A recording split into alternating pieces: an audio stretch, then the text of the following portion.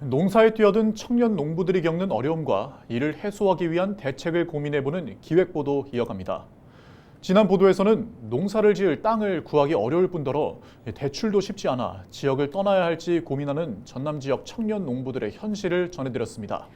이번 시간은 정부와 전남도가 내세운 청년 농부 지원책의 허점과 개선점은 무엇인지 살펴보겠습니다. 송하영 기자입니다. 지난해 전남 지역 청년 농부는 모두 2만 8천여 명. 5년 전과 비교해 30% 줄어든 규모로 2021년부터 해마다 감소세가 이어졌습니다. 오는 2027년까지 청년 농부 3만 명 육성을 목표한 정부는 물론 2031년까지 스마트팜 청년 농부를 1만 명까지 늘리겠다고 밝힌 전남도의 구호를 무색하게 하는 결과인 겁니다. 문제는 앞으로도 이 같은 감소세가 지속될 것으로 예상된다는 점입니다. 지난해 전남 지역 청년 농부를 대상으로 지역 정착 수준을 물었더니 영농과 생활 부문에서 모두 불안정하다는 답변이 높게 나타났습니다. 영농의 경우 응답자 10명 가운데 4명이, 생활의 경우 응답자 10명 가운데 5명이 약간 또는 매우 불안정한 상태로 집계됐습니다. 청년 농부들의 지역 정착을 위해 필요한 정책으로는 농지 임대와 구입이 가장 많았고 자금 지원과 농지외 영농 기반 등이 뒤를 이었습니다.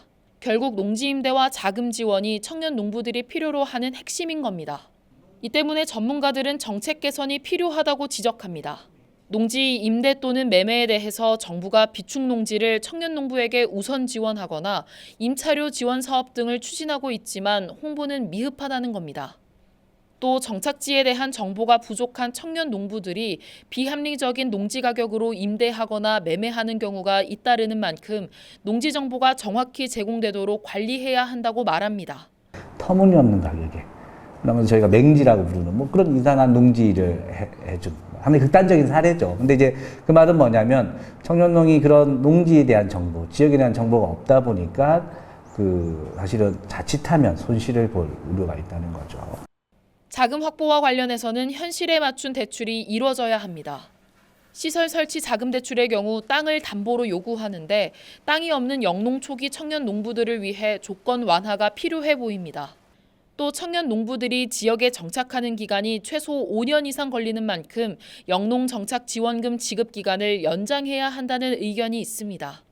근데 저희가 농가들의 심층 면접 해봐도 3년 내에 정착하는 거 쉽지 않다라고 이야기합니다.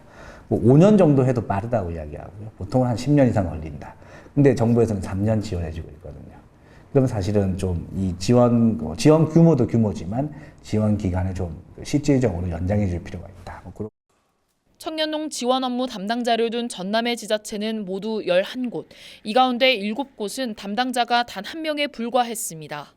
그런 만큼 청년 농부들의 영농과 생활 등 전반에 거쳐 상담을 지원하는 전문 조직을 구성해야 한다는 목소리도 나오고 있습니다. 헬로티비 뉴스 송하영입니다.